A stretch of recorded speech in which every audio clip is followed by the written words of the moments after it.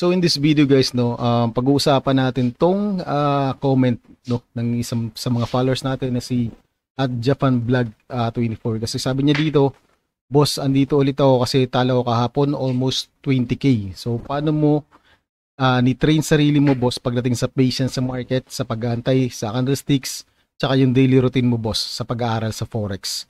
Baka may tips ka. Salamat ang marami, boss. Okay, so sa video na to, sasagutin natin tong comment na to, and siguro magbibigay rin ako sa inyo ng few tips and details sa kung anong ginagawa ko ngayon, ano ba yung magagawa nyo para mapa-improve pa yung pag-trade nyo sa forex. Okay, so kung mga aspiring traders kayo and medyo naguguluhan pa rin kayo at nahihirapan pa rin kayo sa pag-trade nyo, make sure na panoorin nyo itong video na to kasi it might help you. Okay? And kung hindi ka pa nakakapag-subscribe dito sa YouTube channel natin, make sure to click the subscribe button and notification bell icon para lagi kitang ma-update sa mga latest videos. Okay? So tara, let's start the video. Check the mic and make sure it sound right, boys. So habang nagme-merienda ako ngayon guys, nag-kape-kape, no? And nag-open ako ng computer and nabasa ko tong comment ni JapanVlog24. So eto guys, no, lagi tong naka-comment dito sa natin sa channel natin. So marami siyang mga concerns, marami siyang mga tanong. I'm thinking na I don't know kung gaano nakatagal to. Siguro sagutin mo sa comment section nito guys, no.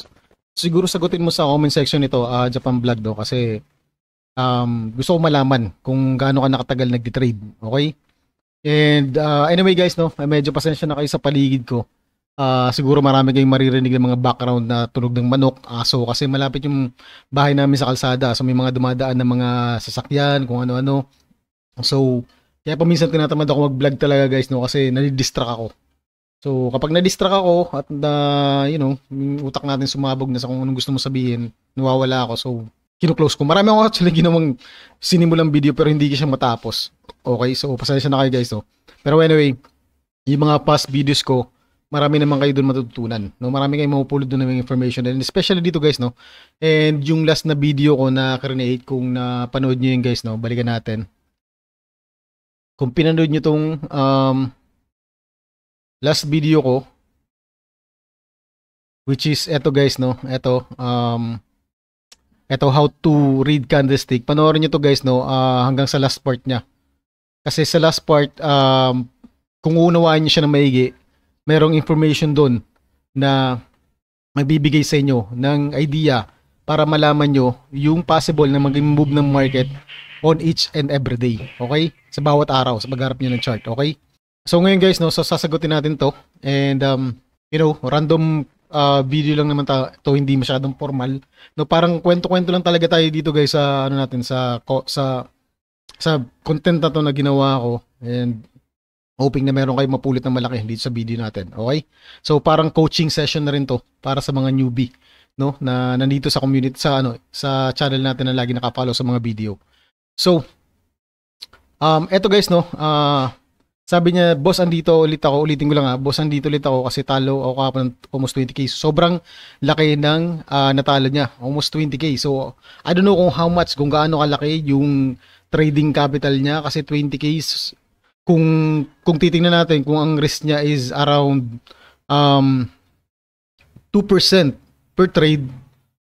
So 20k, that's probably 1 million yung trading capital niya. Okay? Kung yun yung pinapalo niya, yung proper risk management. Pero hindi ko alam, no? Siguro i-comment mo na rin, bro, Japan Vlog, magkano ba yung trading capital mo, kung 100% ba yung risk mo dito sa trade mo na to. Kasi sobrang laki niya, no, para sa akin. Hindi pa ako nagkaroon ng gantong risk sa bawat trade ko, kasi most of my trades, ang risk ko lang dyan is either 0.5% or 1% lang. Okay? Yan yung most of my risk kapag nag-trade ako. So yeah. So dito guys, no, paano mo tinitrain mo yung sarili mo pagdating sa patience? No, actually guys, no, when it comes to patience, hindi niyo basta-basta yan matututunan, okay? Pero nadi-develop siya through time, no? Nadi-develop siya sa pamamagitan ng kapag meron kang trading plan na sinusunod, okay? Kasi kapag meron kang trading plan na sinusunod, unti-unti mag-follow na yung patience na yan. Kasi alam mo kung anong hinihintay mo. Alam mo kung ano yung bagay na gustong makita mo sa market bago ka mag-execute ng trade. Alam mo yung mga bagay na kailangan mong gawin, no? So patience, madedevelop nyo yan through time. So ako, kung tatanungin nyo ako guys, nung nagsisimula ako as a newbie, nung nagsisimula ako dati, talagang more than 8 hours every day ako. No? More than 8 hours every day ako humaharap sa chart. Nag-technical analysis. No, naging consistent ako for the next 2 years ng pag-trade ko. Even if walang nangyayari, even if puro lose yung mga trades ko, talagang nandyan ako sa chart, nakaharap ako more than 8 hours every day. Okay? Paminsan inaabot ako ng madaling araw, mga 2, 1, 2, nandyan ako sa chart, tinitingnan ko yung market, kung paano ba gumagalaw siya, kung paano bang nangyayari, ano ba tong kailangan kong gawin dito, no? May mga time din guys, no? May mga time na paminsan gusto ko nang sumuko. Okay? Kasi parang ginawa ko naman lahat, to parang wala pa rin nangyayari, parang lagi pa rin natatalo yung mga trades ko. Ang ano guys, no, ang way para ma-develop mo yung patience mo, maging consistent ka lang, no? Kung meron kang trading plan na sinusunod, sundin mo yan na maayos. Follow it by tick. Okay? Pag sinabi natin by tick, ibig sabihin, kung ano yung sinet mo na time, kung kailan ka mag-trade, kailangan doon ka lang mag-trade. Kung ano yung trading pair na sinet mo na mag-trade ka sa gantong oras, kailangan doon ka lang talaga mag-stick ka lang dyan. Wag mong lalabagin. Kasi the moment na nilabag mo yung trading rules mo or trading plan mo, doon na magkakaroon ng magugulo yung set mo. Kasi hindi mo na-follow yung sinet mo na plano sa pag-trade mo. So, paminsan, mapapa-advance ka na ng execution mo ng trade na kahit wala ka naman nakita na entry confirmation talaga, nag-execute ka lang ng trade kasi pakiramdam mo, no, na, eto na to, tataas na to. Wala kang, dati kasi guys, no, wala akong yung sinusunod na freestyle yung pag-trade ko, no? Unti-unti nakukuha ko na siya, yung direction ng market, nakikita ko na siya, pero as in, wala talaga ako pa akong tinitingnan sa market or entry confirmation kung kailan ako papasok. Nung naunawaan ko yung bullish engulfing guys, no, kaya lagi kong tinuturo yung sa video natin, doon ako nagkaroon ng more improvement sa pag-trade ko kasi alam ko na kung ano yung hinihintay ko. Kapag hindi ko siya nakita, hindi ako mag-execute ng trade. Okay? So yan yung mga entry signal confirmation ko. No, sabi ko sa kanya dito guys, no, sabi ko rin sa kanya guys, no, stick to one currency. So kayo din, mag-stick to one currency lang kayo guys, no. Kasi kapag marami kayo, imagine mo meron kayong 7 currency pair na tinitingnan, maguguluhan kayo, okay? Pero kung naka-stick ka lang sa isang currency, kahapon nakita mo anong candlestick kahapon, no? Kung pinanood niyo yung video ko, no, punta nga tayo guys sa chart, no, para mas ma-explain ko sa inyo. Actually, ito guys, no, kung nakikita nyo itong trade ko, this is my trade entry positions na ginawa last 3 days kasi meron akong challenge na ginagawa sa sarili ko sa account ko kay XM, no, sa personal account ko. China-challenge ko ngayon ang sarili ko how na ipag-grow yung $20, no, to 1K dollar. No, nagsimula ako from $20, so in the last 3 days, so this is my trade. So ngayon, yung $20 ko napag-grow ko siya ng around $140 na. No, from $20 napag-grow ko siya ng $140 using this trades. Ito mga trades ito yung mga nakatulong sa akin para mapag-grow siya. So ang target ko mapaangat siya ng $1,000 from $20 to $1,000, no? Pinaplano ko siya actually i-vlog kaya lang paminsan tinatamad ako kapag masyadong maingay sa paligid, kapag maraming mga distractions. So medyo hindi ko nagagawa yung video, napuputol din kapag nalingat na ako sa ibang mga bagay, hindi ko na siya natutuloy. But anyway, let's proceed guys, no. Kung napanood mo yung video ko, if we go to daily, no, tanggalin muna natin tong mga drawings natin. So moving average na ginagamit ko guys, no, this is 50 moving average. So pwede nyo yung i-apply sa trading setup nyo. Okay, no? So, kung makikita nyo guys, no, this is the last, etong box, lagyan natin ng box to. 1, 2, 3, 4, 5. This is the last 5 days. Alam ko lang tuloy yung drawings ko guys. No? This is the last 5 days, no? 1 week ng candle. Ito yung box natin na to. So this is Monday, no? This is Monday. This is Tuesday. This is Wednesday, no? This is Wednesday. This is Thursday. Oh, yeah. This is Thursday and this is Friday. No? So, using this information, remove muna natin yung drawing natin. Kung makikita mo guys, no, last week nagkaroon ng rally, no? Etong move na to. Nagkaroon ng strong rally pababa si Euro USD, no? So from last 2 days, ito yung Friday, this is Thursday, this is Wednesday, this is Tuesday, and this is Monday. Kung makikita mo, meron siyang pattern na nabubuo.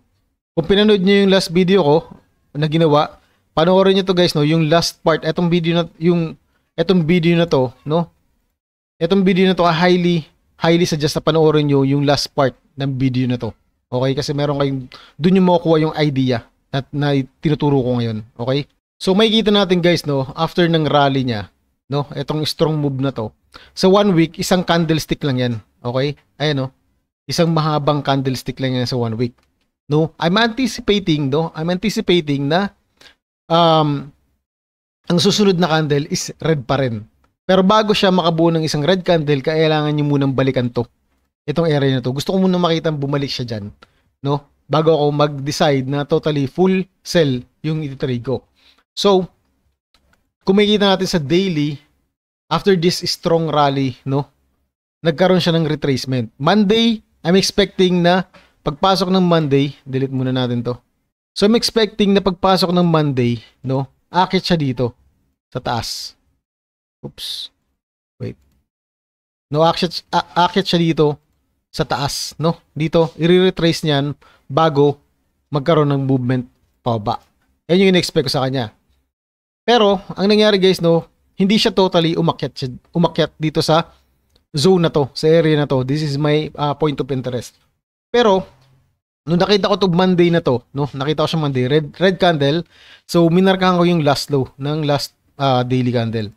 Okay. Kung makikita nyo, hindi siya i-replay lang natin guys, no? Balikan natin to and then i-replay siguro natin para mas ma-explain ko sa inyo na maayos. Okay. Baba tayo ng 1 hour and 15 minutes, no? Kasi doon tayo nag-trade. Okay. So, okay. Kung makikita nyo guys, no? 1 hour tayo. Kung makikita nyo dito guys, no?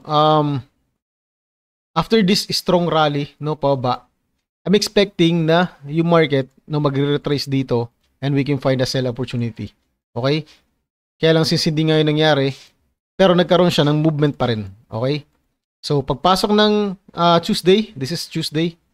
Oh, this is Monday, no? Pagpasok ng Monday,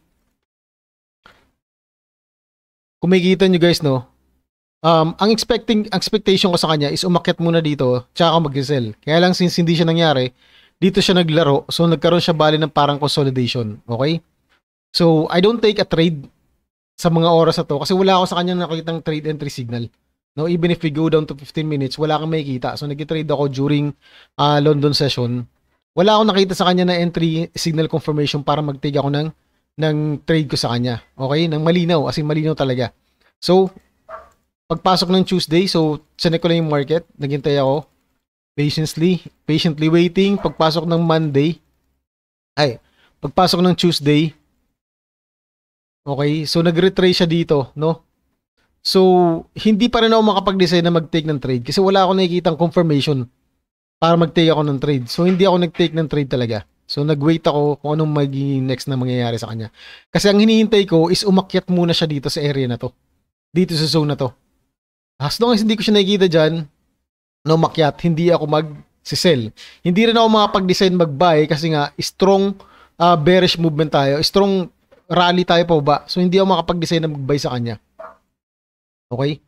So now, naghihintay ako ng confirmation kasi I'm thinking na kung hindi magkakaroon ng red, no, sa daily, kung hindi magkakaroon ng red candle na strong red candle na katulad nito, itong malaking strong red candle na to dito, sa mindset ko, at abang mindset kasi ito guys, no, base experience na to, intuition mo na to, hindi na to something na may tuturo sa inyo ng ganun-ganun na lang. Okay? Kung makakita ako ng green candle sa kanya, so possible na by Wednesday, no, magkaroon pa rin ng bullish, ng another green candle para mahitong target yung area na to. Kaya lang, no, hindi siya nangyari actually.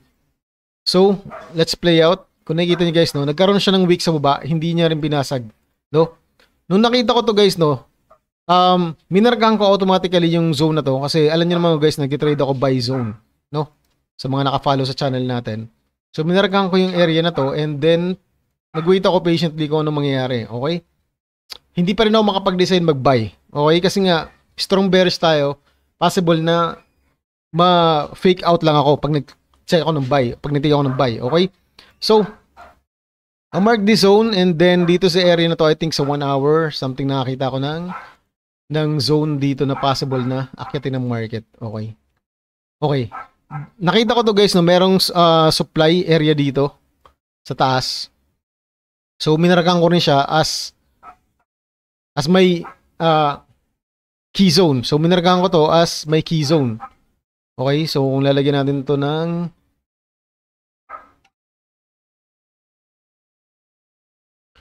So, minarkahan ko siya as my key zone. And let's go back to 15 minutes and tingnan natin kung ano mangyayari, no? So, pagpasok guys, no, ng Monday, Tuesday, ng Wednesday. So, pagpasok ng Wednesday guys, no, nagkaroon pa rin siya ng another touch dito sa zone. So, let's wait. Pagpasok ng London, no? Kasi during London session lang naman ako nag-trade. Okay, ayan, nagkaroon siya ng move. So, nagkaroon siya ng touch ulit dito. So, we have one touch, no? Second touch, third touch, and this is a fourth touch. So, ito nag-i-indicate sa akin guys, no? At the back of my mind, no, na this will be a strong resistance zone, a strong support zone. So, ang ginawa ko, nung makita ko, so, nag-touch siya dyan, I take my trade in this area. Now, I take my buy here, targeting 1:2. Stop loss ko lang just below here, and targeting 1:2, no? Sa trade na to. Okay? And then, good thing, nag-play out yung trade natin and na-hit yung take profit natin. Okay? Now, hindi pa rin ako guys, no, makapag-take ng fully na strong na ilagay ko dito yung buy kasi nga strong bearish tayo. Kung mag-buy man ako, short buy lang. So, full ako sell, malaking target ko kapag mag-sell ako. No? Okay, so binarakan ko tong zone na to as another key zone na kung sakaling mabasag niya to guys, no, kung sakaling mabasag niya to at sakaling basagin niya to, mag-retrace siya dito, that is when I will take a buy in this area, no? I'll take a buy in this area, stop loss just below ang target ko. Ito, yung another zone natin. Yan yung magiging mga target ko. Okay? So, anong nangyari, no? Remove muna natin to. Ang nangyari, let's check out guys, no, kung ano nangyari sunod. Nagkaroon siya ng movement by Thursday, no? Okay. So hindi niya to actually totally binabasag yung zone na to, no? So nag-create siya ng maraming wicks dyan sa area na yan. So let's check furthermore. So dito nung bumabasag niya yung guys, no, naghihintay ako ng retracement and confirmation. So I'm thinking na pagpasok ng Thursday, magkakaroon siya ng retracement sa area na to, no? And makakita tayo ng confirmation to take a buy. And possibly na nag-change na yung movement ng market from bearish to bullish, or this might be a retracement ng higher time frame. Okay? So nag-touch siya dyan sa zone natin, no? Na-hit yung area natin, yung etong ano natin, itong nahitong key zone natin. So hindi na ako nakasabay sa trade kasi nga nagtuloy-tuloy siya. And I'm thinking, no, next target, kapag nabasag nyo to, itong key zone na to, kapag nabasag niya yan, dyan ako magti-take ng position to take a trade, no, kapag nabasag niya to. And then target natin, ito na yung pinaka-target natin, next zone. Okay? So what happened next? No? Nagkaroon siya ng movement pababa. Okay? So, ang ginawa ko guys, no, I go up to 1 hour time frame hanggang nagkakaroon siya ng movement na to. No? Let's wait furthermore. So, nung na-break niya itong moving average natin, no, 50, umakit ako ng 1 hour guys, no. And sa 1 hour, habang tinitingnan ko yung movement ng candle, dito ko nakita tong move na to. Okay? So, hindi niya binasag tong key zone natin totally. So, at the back of my mind, this is something na hindi ko pwedeng ituro kasi this is based on experience, no? Dito ako nag-take ng trade. So, I place my trade in this zone, taking Zell, no? Targeting another 1:2. Okay? Stop loss ko just here and ang target natin is 1:2. No? Yan yung target natin sa trade na to. And if we go down to 15 minutes, so what happened next guys, no? Is nag-play out yung move na to, no? On Friday. Okay? Pagpasok ng Friday, doon na siya nag-play out. Okay? Na-hit natin yung target natin. Okay? And then, pagpasok ng Friday, we have another entry here. Okay? Nung nakita ko to, I think dito ako pumasok or tingnan natin yung susunod na candle. Yeah, I think dito ako nakapasok bago pumasok ang London. Dito na ako nakapasok. Yeah, dito ako pumasok guys, no? Dito ako nakapasok sa zone na to. No? And ang target natin just below here. Ang stop loss just below here. And ang target natin is 1:2. Okay? Yan ang target natin. Okay, and then what happened next? Play natin.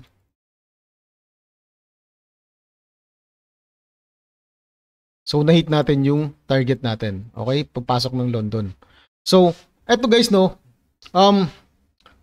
Hindi nyo basta-basta matutunan to. Kahit ituro ko sa inyo to guys, no? Kahit ibigay ko sa kanyo full details, kahit, you know, himay-himayin ko siya, hindi nyo siya basta-basta, hindi kayo basta-basta magiging profitable. Even if nagiging profitable ako sa strategy na to na ginagawa ko, hindi kayo basta-basta magiging profitable dito kung hindi nyo siya papraktisin.